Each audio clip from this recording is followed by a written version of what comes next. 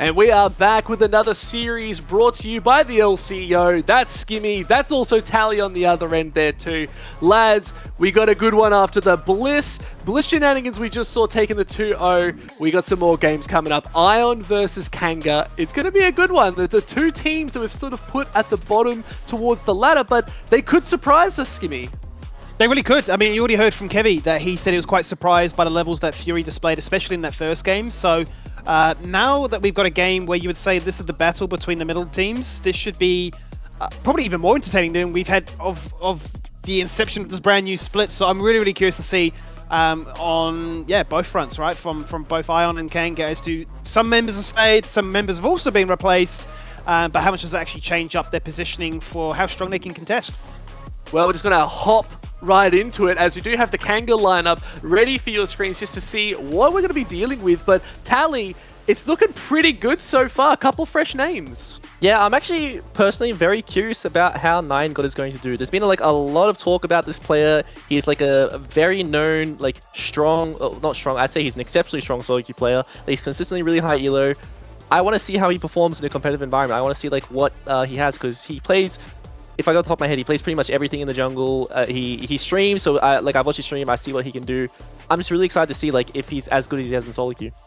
But there's three other names here as well, and I'm going to break down each one for you as well. You got Sovereign, Yojin, and Cadence as well. Woodon we've had in the past, but these are all three fairly newish names. Cadence was actually the analyst and coach over at Antic, now coming in to be your star support on the lineup for Kanga too. In their off role, I might add as well, so kind of curious to see how that's going to look and how much practice they've been able to put in. But Yojin and Sovereign, aka Hindered Raven back in the old days, both these players have just come out of the amateur scene and were really bloody good. Yojin, especially one of the star AD carries in that lineup, was just so fantastic, so definitely keep your eyes peeled on him. But they've got some competition.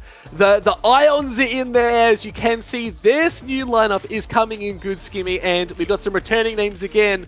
But Doraemon as well, sitting comfortable in that top lane. That he certainly is. Yet the brother of Violet, so literally playing back-to-back on a family affair here. It was a really strong top laner, right? Showed some very proficient carry performances. You've got Cole Lee that comes in, that actually spent a little bit of time playing for that Peace roster when they had the all-import Peace roster. Very strong, shows that he wants to still be stuck in the region. Jovi was a very exciting mid-lane prospect. Certainly we've done a lot of those assassins, and there was times where we'd see him playing like a Yone be 0-10, but still command so much respect. So I've always been really excited by the Oceanic Chovy. And then Styx, right? Styx has actually made his debut season last split, playing for Kanga. Now he's moved to Ion, so first game in a new split up against his old team. I think that's a bit of an upgrade, but he's going to be partnered with Hexflash. That was their last split as well. So I'm actually quite curious to see, with these changes, with Ion finishing, what, 4th during a regular season last split, does that go any higher? Do they continue to be the team to try and almost set the benchmark of like gatekeeping? Yeah, should be a good game. And we do have an interview lined up. I believe I was just told it was Styx from Ion. No, it's Sovereign. Even better, you beautiful soul. How are you doing, mate? Good, thanks. How are you today, Pike? Oh, look, I'm doing good. We got other people here, but mate, it's your debut on the LCO. Are you feeling good? I'm feeling good. A little bit nervous because it's my first time. But look, I don't think anyone else who, first came in didn't have the nerves. So look, we'll see how it goes. Yeah, beauty, mate. Well, welcome, obviously, to the LCO. Fantastic to have you here with us. How have you found the switch up, right? Obviously, having gone through the amateur scene, coming into the LCO, a lot of players say to them, or say to us rather, that it's very different to their expectations. You can be a high-ranking challenger solo queue player, you go into competitive, and all through the ranks, it's like, oh, wait, you do this and you do that. So how have you sort of found that that switch up? Yeah, well, I've played with quite a couple of the people on my team before. So Woodon I've played with previously, Nine God I've played on an amateur team with, Cadence I've played on an amateur team with, Yojin I've known for quite a while as well. So it's not too jarring. I think I've had quite a good transition across. But there is a difference between, the scrimming constantly sort of thing compared to the more laid back of amateur. And then obviously there's also the nerves because, you're moving up. You're versing a lot better players. But overall, I think I'm adjusting, hopefully, pretty well, and looking to get better as it goes and hopefully make my mark. Yeah, beauty, mate. I'm excited. Yeah. It's so good to have you here, man. Like, I know your performance before has been so good. I can't wait to see it again tonight as well. But thank you so much for coming on, and can't wait to see you pull out some of those awesome pocket picks that we've talked about before. But have a fantastic debut. Thank you very much. I'll try. He's so nice, man. He actually has like some of the best relationship advice. So anyone who needs a little bit of advice, but for esports, like specifically esports, fun fact, hit him up. Like He's how to got some balance? Great advice. So, well, yeah, no, he's figured it out, man. He's figured it out. I don't know how he's done it, but I love him for it. So, big man. I honestly big put you into like relationship. It's like, yeah, you just lost, like you're on a 10 loss streak. Hey, bro, do you need a girlfriend? I'll tell you how to get a girl. And you're like, I don't need this right now. Like, so the way to talk to women, right? Yeah. Like, man, I've lost so many games. We don't do that here, Just like, Pike. I play League of Legends. We play League. We don't talk to women. Yeah, whoa. Oh, whoa. This is LCO. We can do whatever we dream of. But no, I'm so excited to see him. He's actually got some fantastic, like, cool little pocket picks you can get out there. Like, he actually popped off on a Swain as well in the mid lane, like, little bit offside, but just does so much damage. So I'm really excited to see him really step up in these shoes and put some pressure on and put a performance on. So I'm really keen to have him here. It's really nice to see. Yeah, should be good. I'm really keen to sort of see how he integrates with the rest of the team. You mentioned there before that obviously he knows a lot of these players. That's definitely going to lessen the blow of all the nerves of like, imagine you're joining a team with all these esteemed players and they're like, oh, we've been doing this for 5 years. And you're like, oh, like, you know, you've played thousands of games of solo queue and suddenly you're on a stage where people are watching you. You make one misstep, you miss the cannon, you're pissed, you suck. Boom, boom, boom, boom, boom. Time out, time out, time out. So like, it's brutal. So having a bunch of mates to try and make that life or that transition easier is spot on. And I'm sure Tally's been through that as well, but he's just got Aladora going like, nah, man, you're trash. What are you doing? Like, you're going in the mid lane like that? And he's just like, oh, man. But no, it's nice to see those relationships still being built, right? And it's such a big thing that you have to go through. So really keen for that.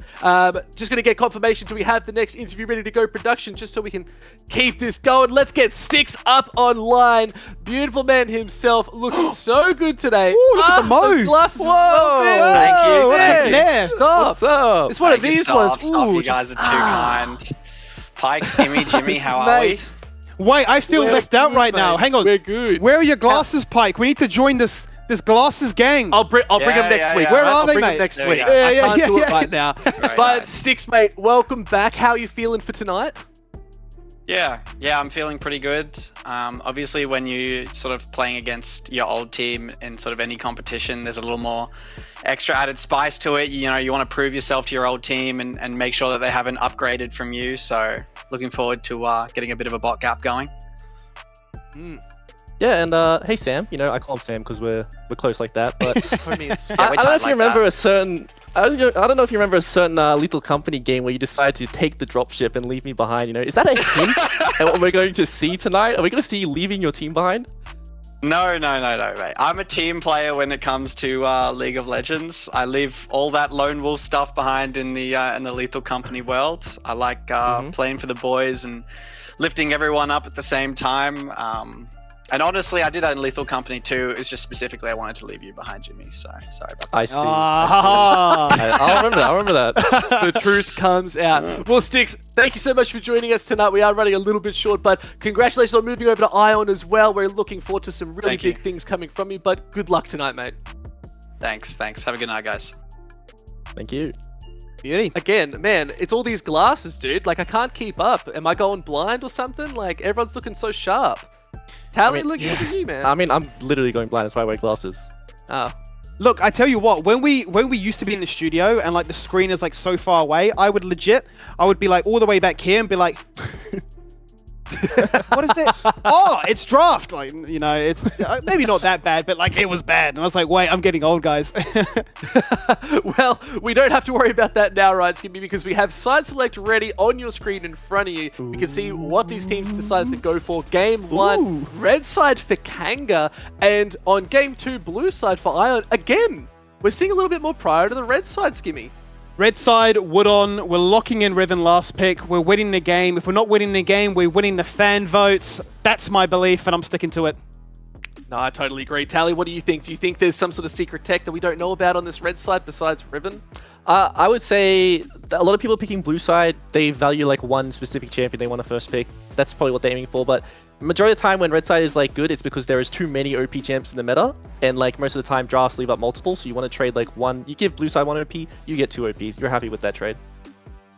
Yeah, that's so true, but we're going to have to see how these guys are going to play that one out. I'm actually kind of keen for that River now that you've said it. Like, that just sounds awesome. The Broken Blade just walking through top lane up against another Cassante one more time just for laughs. Just want to see all those stuns coming out, but who knows? Any man's game right now, but we're excited for it. Ion versus Kanga is going to be quite an interesting matchup. I think we're going to have to see how they're going to play this one out. But, Skimmy, are there any other... Well, actually, no. We've actually got the Twitch predictions that we can put up right now. The Twitch vote to see who you would like to win this game. Yes, for the first time, they beat me to it. Up in that corner, just over there. Put in your channel points. Put all of them in. I've said it once. I'll say it again. If you don't put them all in, you're just not doing it right. But still, put them in. We want to see who you're going to be putting that bet on and see who's going to take home the gold in this game one. And I'm really keen to see what we're going to be saying about that. But I think, honestly, how much would you guys be putting into this, onto the channel points? Like, do you have a lot stacked up? I don't have that much. I mean, I lost all mine. I've just opened it right now. I've got 130,000. What? Who wants it? 30. I have 55. I've clearly not had Twitch open as much when I've been streaming. I mean, when I've been casting. So what I used to do, you know, back in the day when I went on that undefeated split, you know, I used to bet on my own team. So it just stacks up because you just keep winning. Of course, true. Yeah. I've never bet because I'm always... Yeah, okay. That's smart. Okay. That's smart. See, I made a bad call last split, and I bet on someone with everything, and they lost. Oh. That's why I lost it all, and I was just like, wow, all right. My predictions are there. But we are sitting pretty close to it. We're at 100% predictions right now again, so I should be putting some more bets down, which could be quite fun. But we'll have to see how that's going to look out. But I'm pretty keen. Don't forget, though, put in your bets. Put in your channel points. All of them. I want to see it all, but we do have some predictions available for you right now to see where we will be sitting and who we're betting on tonight. I've gone for the draw, whereas Skimmy and Tally gone for the 2-0 to Ion. I want you guys to explain yourselves. Tally, you can go first. I mean, I thought Ion was just a really, really strong side in Split 1, and they have, like, you know, on paper upgraded, and I'm just, like, really comfortable in their solo laners. I didn't really know too much about Kanga until, like, just now, like, who their actual roster was. I think their mid jungler is particularly strong, so, you know, I'm a bit worried about that if I want to keep my 100% win rate, but I think going with the 2-0 for Ion, I'm pretty comfortable with that. Skimmy, what do you think? Some very similar points in terms of not knowing the roster, but having a bit of blind faith towards them. I will say I'm very excited for the Woodon matchup in the top lane. Woodon into Doraemon should be a bit of a spicy one, given that they're both fairly aggressive and keen to show that they can pop off. The one thing I will say is, much like we say for Incursio, don't ban Katarina. For Styx, do not ban Ezreal, and let us get all the dopamine. Oh. That's all I want, though. I've got the inside knowledge. He says that champ is trash. Oh, okay, I'm done. He's not looking. I'm done. Then we won't even worry about it. Veg. We just brush right over that. Freak. What is real? Freak. What is real then?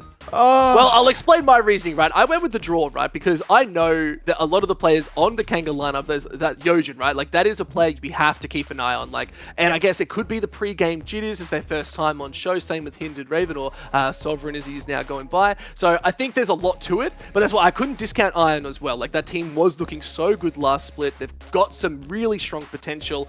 Whether they bring that back up this split, we're going to have to find out, but I had to give them both a little bit of props, right? So I think they're going to take one game off each other. It's going to be quite fun. Fair is fair. Fair is fair. He's been a bit of a diplomat here, Tally, mate. He doesn't want to take a side. He doesn't want to get flamed by his buddies in the amateur scene. Yeah, you know what? You're so bang on. But we have a game to get to, Skimmy. We've got a game to get to, so I can just get off camera right now. Take it away. Let's go. Thank you so much there, Pike, as we load ourselves in for our second series of the night on our second day of the LCO. There we have Doraemon on our screen, chuffing at the bed, I'm sure, to showcase what he's learned during the off break. And yeah, I suppose as a whole, right, can we continue the hype train, which was just a success story of Ion, or have Kanga made so many upgrades and so many changes that they become the new dark horse? Yeah, to touch more about Ion, Doraemon specifically, we saw that him and Violet went to, I believe, the Sandbox facility in the off-season, so they were practicing in Korea with, like, the likes of Team Liquid, FlyQuest, who were over there for MSI, and, you know, they just have the experience to play in, like, the highest level of solo queue in the world at the moment, which is an international tournament in Korea.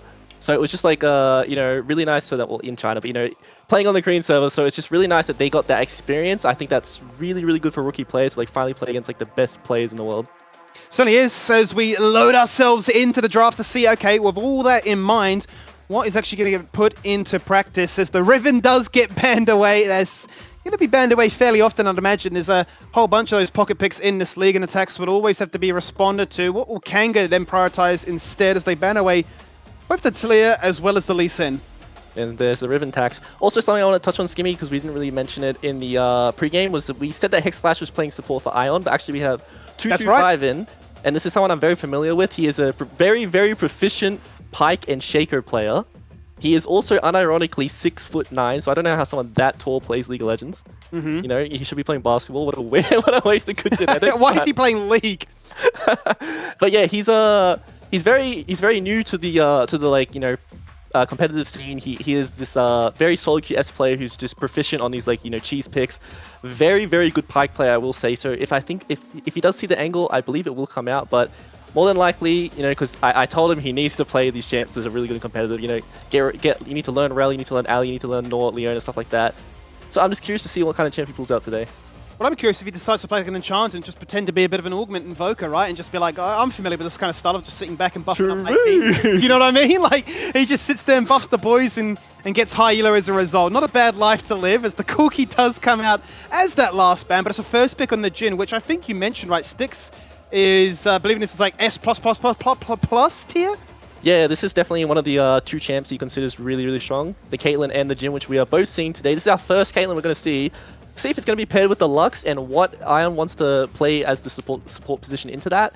It's a very hard bot lane to deal with because, you know, like, once that one CC lands, there's just so much damage that comes through from the Piltover Peacemaker, like the trap. It's just it's a very hard lane to navigate in a 2v2. Do you think Lux is still the best pairing? I know in the past when Caitlyn was meta, we had it was like Lux and Morgana were like the go-to. Yeah, it's the thing with Morgana's like very hard to blind pick. She's really bad into, you know, enchanters. She doesn't really offer anything because her Black Shield spell becomes pretty useless if you're not like diving onto her and she's using it to dodge something with the CC. So you're just playing with two spells. We all know that like the Morgana Puddle is a useless spell, and anyone who levels at level 1, like, it just instantly tilts me in bot lane. So yeah, more than likely we'll see the Lux. Okay, well, with that in mind, let's see what the response is from Ion, as they most likely have to anticipate that the Lux is coming out to play. Caitlyn and the Orianna so far. We are just going to return to that mid lane brawl between the Ori and the Azir, the wrestle of who can get control of the laning phase, where Orianna, generally speaking, has come out ahead early on, but the Xin is now being currently hovered. Lee is certainly looking to try and be fairly aggressive in them, and it did spend a little bit of time recently playing for Direwolves. If you remember, switching out spots with Poltron was very much a in-role player of the, you know, your Sejuanis, your Maokais, anything that really facilitated the rest of the team. Not to say that he can't play the carries, which is exactly what 9God's gone for, unless it is still that laning flex that you continue to bring up. Yeah, to touch on both our junglers, actually. So a lot of our long-time LCO viewers will know Coley as Shaka. So he's actually name changed to Coley. So he is a player who's been in the scene for a while, and he's like come back onto this Ion team. He has scored himself a very nice roster, you know, like strong solo laners, a very proficient AD carry. So I'm excited to see like what he can do on this new lineup, because I've versed him in solo queue for a long time. Very good Lee Sin player, very good Bruiser player. Excited to see what he can do. And then on the other side, you know, we have like 9God, like this player that has a lot of whispers about him, whether he's like, he could be very hit or miss, you know, he's this really, really good solo queue player, but can he cut it in competitive? You know, the game is so different, you know, he is, when I think of him, I think of Viego, so like, I wouldn't really see this as a flex. I would see this as probably going to go to 9God straight away. Well, that's what I'm thinking as well, right? I checked in the solo queue leaderboard before. Currently sat at rank 9, with Lee Sin and Viego being his most played. So you'd imagine, whilst we bring up the possibility, it is pretty much a confirmation that it's going to one spot and one spot only. Double support banned by Kanga, whereas for Ion, they ban away the Renata as well as the Jax. So evaluating that top lane just a fraction, as the Nautilus instantly gets slammed. So forget your Lux, we're being very aggressive. Yeah, curious that they went for the Nort there. I feel like they should be very comfortable playing like the front to back. They shouldn't really have to dive in on the carries. I think Caitlyn, Orianna, and themselves are like two carries that can, you know, 1v9 games if they're farming well. I do think with the Jax ban, we're going to see the Cassandre coming out of Doraemon. We saw how proficient he was in Split 1, and it's just like, it just rounds out the comp very, very well for Ion, you know, having that extra front line who is also, you know, the 1v9 machine. Like, if he doesn't pick it, I'll be very surprised. Let's see what gets locked in then. As only 2 picks remain. The rel being confirmed now, so a nice way to try and shatter some of those resistances and make sure that the Nautilus, if he does go in, is going to get punished. Maybe prey on the fact that Cadence is new to the role. And at 225 can say, hey, look, there is my Shaco. It could be the Pike. But unfortunately for him, with the support already locked in, he may just be defaulting to the Cassante. Yeah, and they have left 5P up to Wudon. We'll just have to see what he wants to play into top here. His Riven is gone, his Jax is gone. We have seen him play quite a few champions, and he is known for being like this strong carry top. Doesn't really like to play the tanks as much. I think that like an extra like side lane threat would do really good here, because I feel like front to backing against Ion right now is really scary with all that CC they have. So I'd really like to see him play something on the side lane, something that can flank. Ideally like a Camille. You know, even the Vayne would be really good to see what he wants. Wow, so we've actually just snap locked in the Vayne. Back-to-back games now with Cassante being countered by the Vayne. But it is that risk, right? We brought it up in the Team Bliss game that if you don't get ahead, you do fall severely behind. Do you think this is a bit of a gamble in that Kanga is saying, well, we value the isolated 1v1. We're not concerned as such about what could happen overall? Because for me, this is a confidence from Wudon saying, look, I respect you, Doraemon, but I'm just going to beat you. Yeah, it's definitely a confidence thing. Like, locking in Vayne is like, it's really hard to mess up the lane, honestly. Like, you have Ghost and Flash, you have 2 panic buttons. It's very hard to get ganked because you're always like playing the range. The Condemn makes you quite safe. I think it's just a really good pick. It's nice to see that people are, you know, not just locked in like, I have to play a TP top laner, I can't play like an Ignite top or a Combat Summoner top laner. It's very good to see that like you can play around not having TP advantage by, you know, just like outright winning lane very well. Well, that's it, and I think it definitely spices things up a bit more, right? Almost breaking the mold of like, oh, you just expect like a Camille to come in here, there's your split push answer, and sort of off you go. No, wants to really value that I am the solo kill machine. Was certainly up there in the statistics of having the most solo kills in the league last split, so wanting to come right out the gate swinging and showcase that that hasn't changed any time soon. It's your favorite question though, Tally. Based on both compositions, which one do you favor? As a player, this early on into the season, it's just really nice having crowd control. It makes everything easy. Like, more CC buttons you have, the easier it is to communicate, the easier it is to team fight, the easier it is to function. So I would have to go blue side. Like, it's just so easy when you have like two hyper carries, a whole bunch of CC in front line. Your life is easy. I am curious to see if Ion do want to like opt into a lane swap, you know, avoid the Cassante Vayne matchup, or if they're just gonna, you know, outright just play it like we saw in our last series and, you know, just try and navigate that hard early game. That is the big question, I'm sure, on everybody's mind, right? They don't want to see the lane swap. At the same time, can sometimes be a little bit interesting, right? To see if it is a feast of famine affair, how both the Cassante and the Vayne could function as a result. But here we are, loading into the Rift for our second game of the night. A battle, you would say, fairly put as a middle-of-the-table brawl. A case of showcasing, well, is it going to be a draw? Are the points going to be shared here tonight? Or is it a case of multiple players in this game making their debuts? Will the nerves be the almost like overarching theme? Yeah, I do think this is like quite an important series, and this could be one of the most important series for these teams, this split. Ion needs to 2-0 to prove that they are still contenders, and Kanga wants to win this series so that they can prove that they are becoming a contender with this new roster. It's really important to get like your front foot going, because like the snowballing that you could do this split if you start off on like the right foot is really good. Which is certainly what we saw, right? I think strength of schedule was definitely a big part of what allowed Ion to be as successful as early on as they did. But that's not to discredit things, no doubt about it, right? We're keen to see, with a brand new split starting, just how strong we are right at the gates. And as you can see already, much on the money, is the lane swap. So the Vayne, spotting that the bot lane of Ion is here, instantly rotates and says, I want nothing to do with this. Now, something that's really important here is that, like, since Ion opted into the swap, they're a bit more, you know, on the front foot with, you know, that tempo. So Sobi's going to get chunked out by the Vayne around him, which is really unfortunate. But Doraemon was helping Coley in the jungle, so like he's going to be a bit faster on the clear. Nine God's playing for an invade, and maybe he wants to split the map a bit. But the most important thing is, like, Doraemon's in bot getting experience right now, whereas, you know, Wudon isn't. Have to see if Jovi wants to stay or, like, opt for a recall, so he just has a bit more health for the dive. I think he'll be fine, like, with the, you know, the combination of, like, a cookie in his inventory and, like, having the fleet. He should be fine. Have to see if Doraemon is able to hit level 2 before this dive comes through. He does have E. He doesn't have access to the W, which is that main button that we all worry about when we dive Cassante. Well, that was the concern you raised in the other game, right? When this 4-man collapse happened, is the fact that they allowed the Cassante to hit level 2. He's getting close, but he might not have the wave crash just in time. He's going to wait for it to tick. There it is! Literally 1 minion. What's the difference? He gets locked in place. Now he buffers it. He stuns, so he gets first blood. Is he out? 9God just at a tower range as he cops the heal. And thankfully, actually, it's Wudon that picks it up. Honestly, like, yeah, very well played that he got level 2 there, but I will say leaving turret might have cost him a lot more. I feel like he could have traded almost 2 for 0 there if he didn't leave turret. Like, the turret is ramping up, and that damage gets insane against champs this early on in the game. Yeah, certainly at level 1, level 2, people are basically getting 2-hit at that point, aren't they? So maybe a little bit of an oversight. Either way, he's managed to take away at least 1 kill, but the saving grace of Kanga is they've committed 4 in a one-man dive, and they have given the kill to the Vayne. Now, the consequence is that Styx has been left to his own devices. 225 was there to shadow him, but he's able to get so much gold from these tower plates. I think the main thing to look at, Skimmy, is the top lanes right around. Like, you can look at the CS and think it's 5-0, but that's fine. But like the experience right now, he's almost 3.5 levels ahead, which is going to snowball so hard. Like, Vayne is just not going to find windows to bully this Cassante anymore. And like a Vayne from behind against the, you know, we saw what Lemus was doing on Jhin to those squishy champs the other day, and it's so hard to do damage against Azir as well. He's going to have a really hard time this game.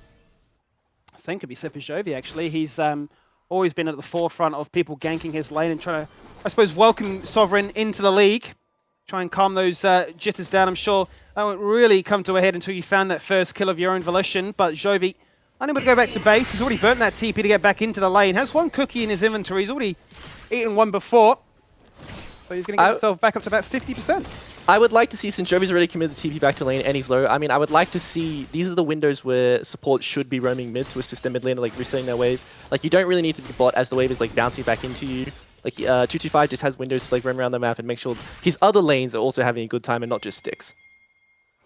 But it is a concern, right? The fact that he's unable to get full solo experience. But obviously the lane flip has gone back to normal.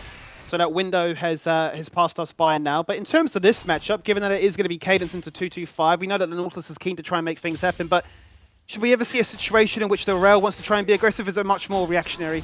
Rel can definitely be aggressive. Rel is just like any other melee support. Like, you have that angle where you can just like flash one-shot a carry if they misposition. Like, her engage in later team fights is also like one of the best in the game. It's so hard to react to like the Magnet Storm where you just get locked down and then you kind of, your champion just bugs out. You're like, what's going on? It's very hard to deal with. He's a very annoying champion, especially as you say with the Magnet Storm. Locking everybody in place. Coley just chilling here in the bot lane, just protecting, making sure that that wave crash can all be collected up. You obviously saw with our vision that Kanga were in the area, as Sovereign is going to get bullied out actually. No mana, little HP.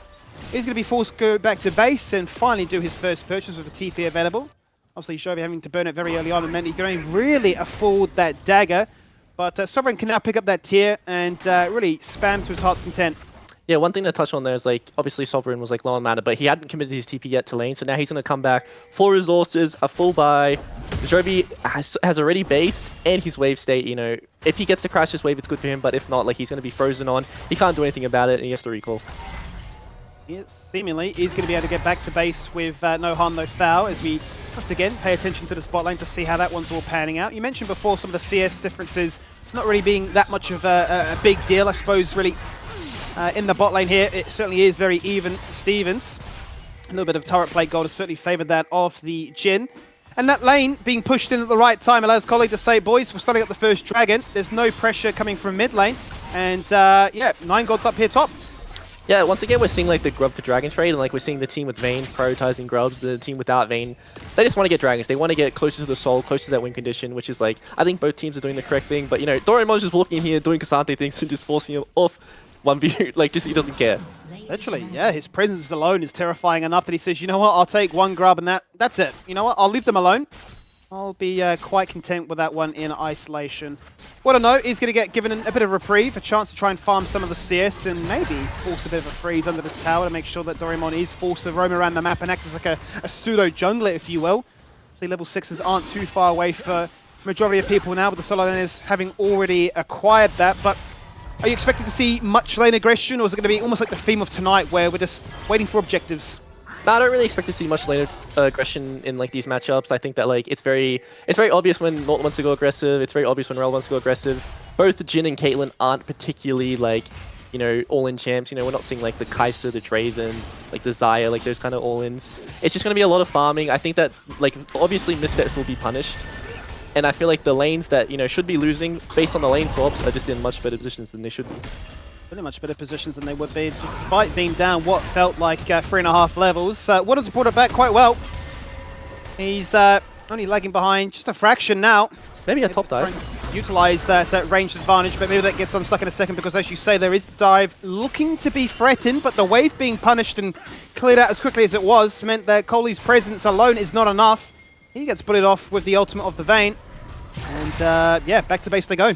Yeah, they get the final hour out of Wudon there, which is like it's a bit of a deep breath for Doraemon, because like his lane is pretty much like he's happy now. He's not going to get pressured at all for the rest of this laning phase.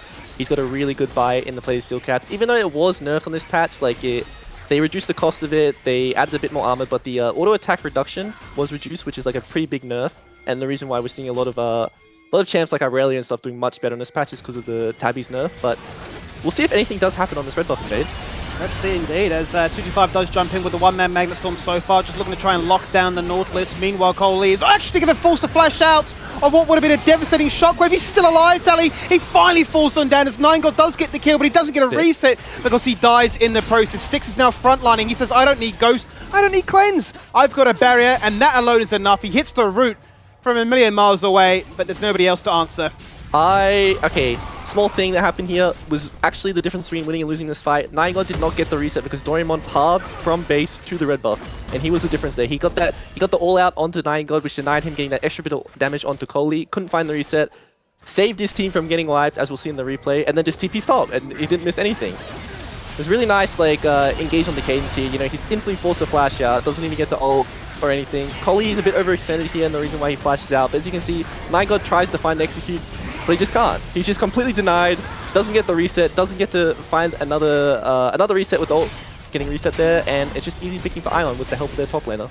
Yeah, it was very slim pickings, wasn't it? It gets shuffled away, then dragged out as well by the all-out of the Cassante, and by that point you're thinking, there's a soul, there is a reset, but I actually can't claim to try and turn this fight into a little bit more of a favourable situation. Despite all that, though, it is actually Kanga with a near 1k gold lead. Simi, I have good news. What's that?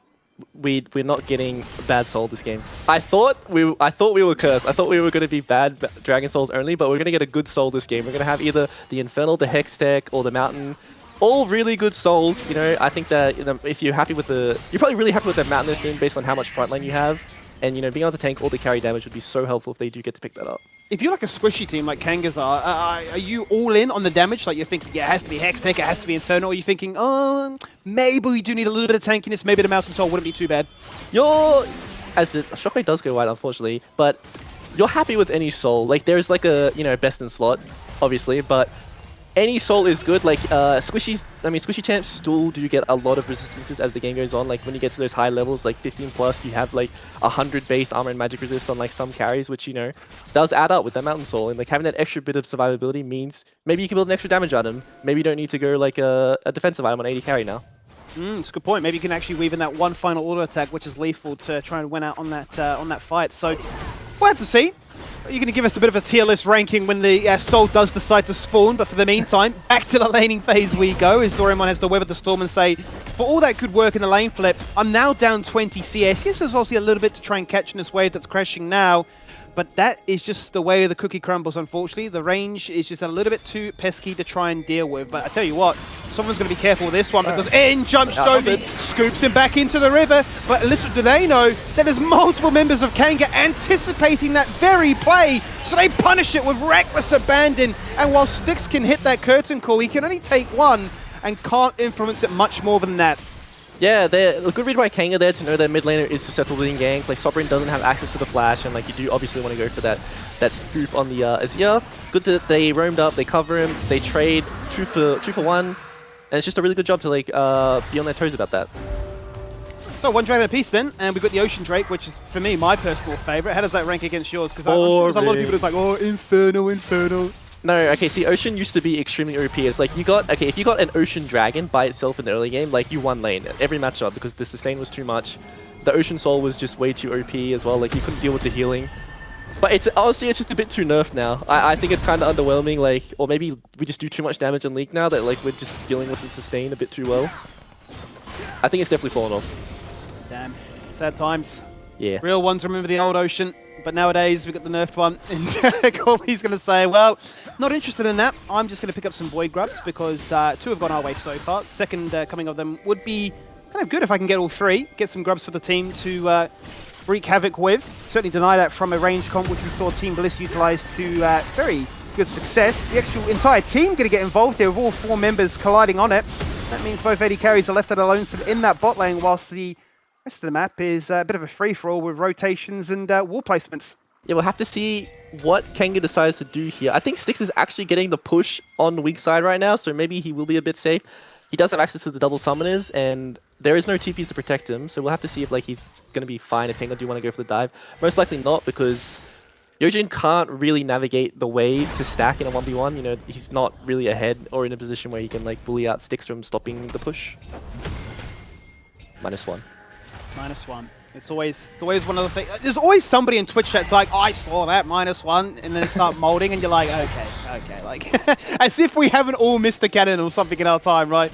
So it is what it is. Still, Kanga though, as we last mentioned and checked in, have a 1k gold lead. You can see the pressure on Nine got enough to warrant out an ultimate safety. Wants to protect the only bounty in the game right now, and is incredibly strong. Be it 3-1 with the boots complete, as well as that Blade of the Rune King, so doesn't really want to give Ion any kind of invitation back into this game. Yeah, I think Ninegod's doing a really good job so far. Also, something to touch on, like the way the comps work, is that Viego is a champ who does really well into melee champs who are diving in. You know, he wants to find resets on melee champs. We've all seen the time where like a very fed Viego turns into like a Soraka or Nami, just instantly gets one shot. You know, you don't want to see that. Yeah. It's really good that like he's versing melee support. You know, who he's going to turn into and not get one shot. He's turning into like the Xin Zhao's, the Casantes. It's just, you know, he's happy with what he gets to possess this game. So it's just a really good position to be a Viego.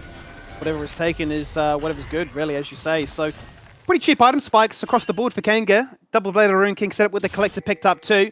Obviously to be matched by both AD carries here, hunting for those very easy kills. So, wouldn't be too surprised to see more shenanigans around, not necessarily just the objectives, but just in transition, roaming around the map.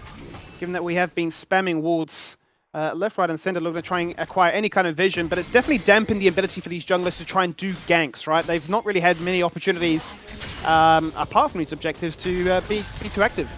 Yeah, I definitely want to see like a bit more proactivity, as we do see it. Here we go. Well, you say it, and you just will it into existence, don't you? So there is a gank, there is a kill. It wasn't from a jungler, though. It was literally Doraemon saying, I'm so annoyed with this Vayne, I'll gank.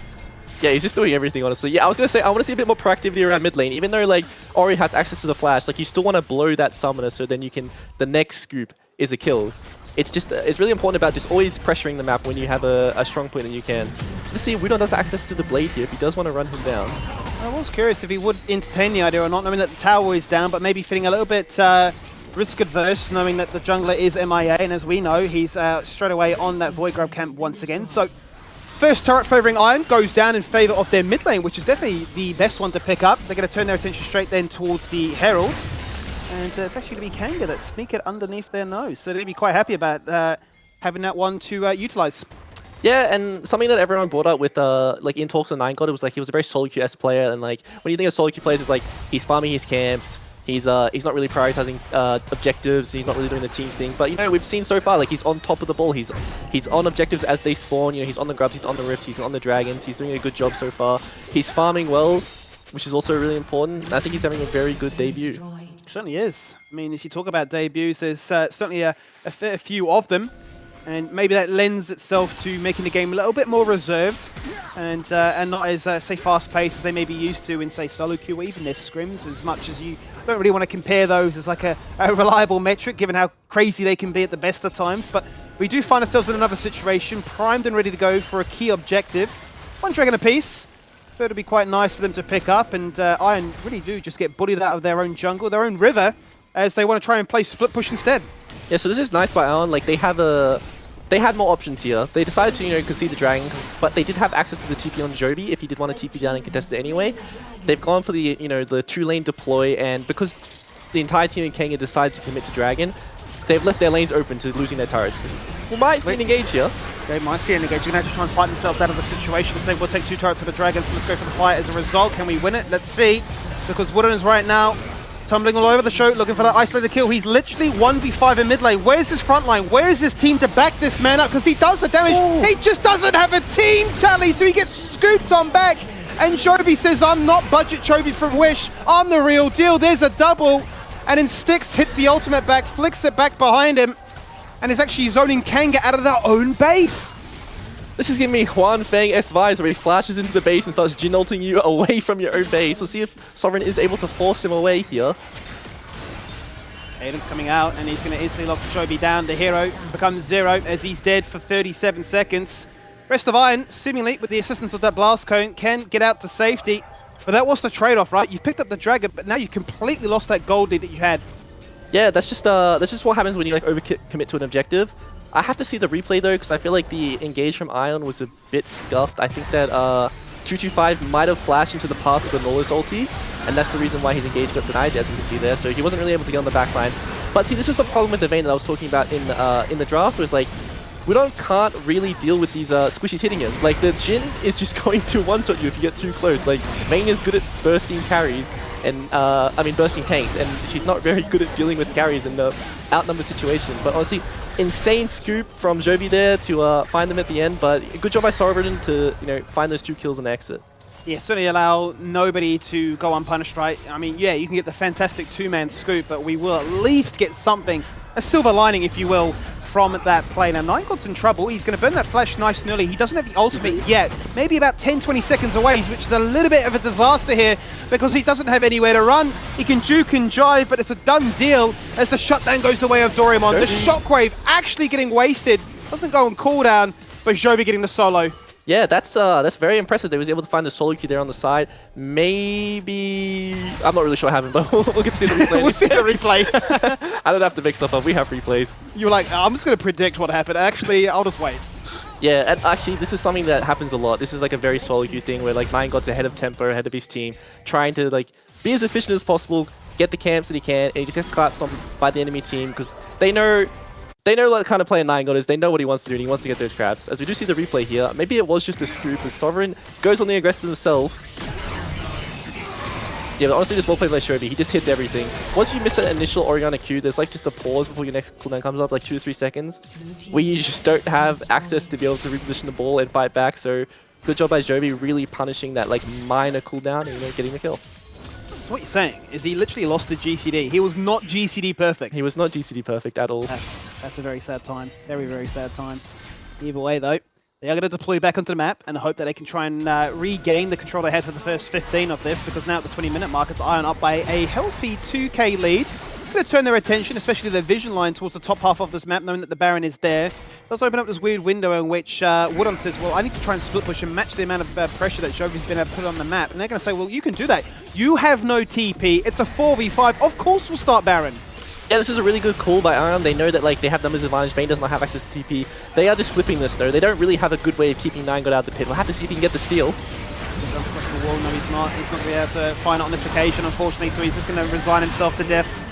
Just like that, you'd imagine the rest of Kanga will run away as well. They don't want to try and put up a fight. It was a chance, it was a wish, and a dream that did not work out well for them. Woodon will be able to try and get a tower at the very least, and a Herald summon from the base is going to slowly make its way here.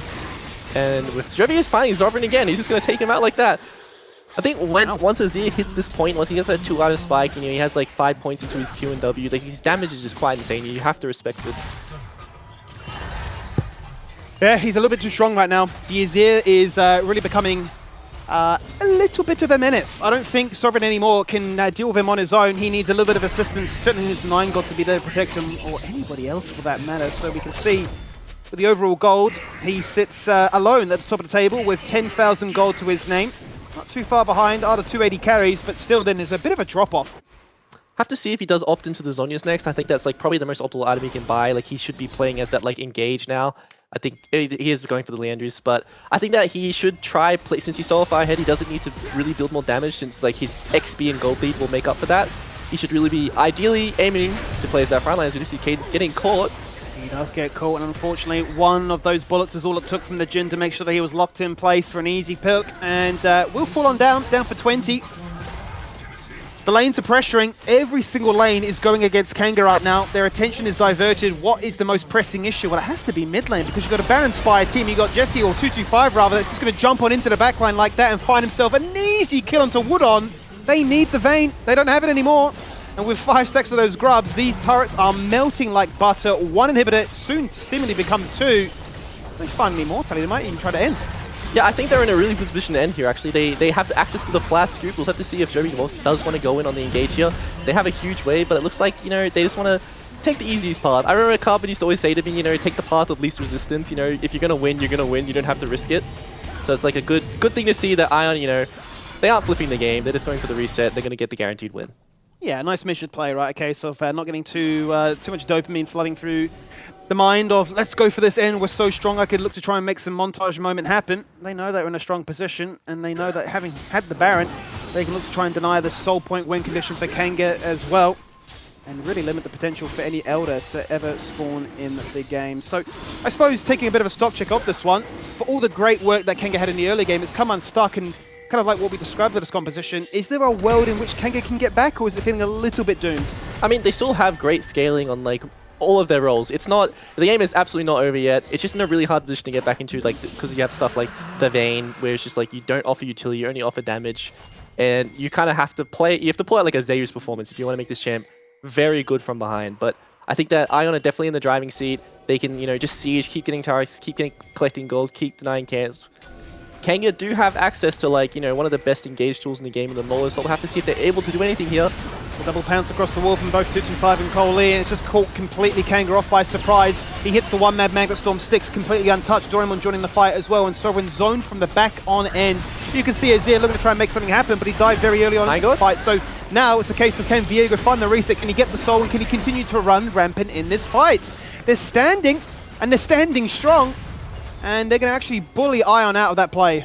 Really clutch interaction there where Doraemon, you know, pops it all out and swaps the position with 9God, so he denies the reset, which probably would have been a lot more gold going to Kanga. They've actually got to really sprint back to base, because these super minions that is getting the job done for them, they might actually just take down that turret for free. Let's run it back at the replay to see how it all started. Yeah, so as you can see, Joby split off here, and they find him and they get that kill onto the most important member. Like, Joby is pretty much like all the DPS coming out of Ion right now, and then they find him on the pick.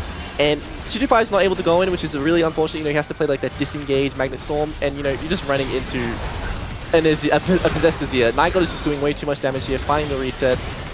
And even though they have this gold lead, Ion just aren't really able to do the damage here because of all the zoning tools coming out of Kanga. You're thinking it might look good from the forefront there with sticks being untouched, but wasn't enough to try and deal with such a close quarter combat moment, right, where that Heartbreaker is just going to find so much success. You can see 50 billion walls about to be revealed by 225 here, as he can make a little bit of gold, 1 gold. That's basically full items for us to so play these days. Like, why is it 1 gold? Like, that's so What's the point, eh? Ah, dear. Either way, though, they've got 7 structures taken down, looking for the 8th here in the top lane to play some of that systematic League of Legends. Yeah, I think it's just pretty easy sailing for Ion from this point. I think that, like, Kanga have blown all their tools. Like, they blew the Nola Splash in that last engage. Like, Cadence doesn't really have that angle to find, like, that unique pick. And I don't think he can really do much, you know, in a front to back in this position. Well, Cole Lee's being completely isolated from the rest of the team. The Crescent card coming out much too late, but on a very different page to the rest of their team. And what looked like Ion primed and ready to go with a free lane pressure push. Well, now they've got to do it as a 4v5. Well, you were talking about, like, how could Kanga get back into the game? It's plays like that.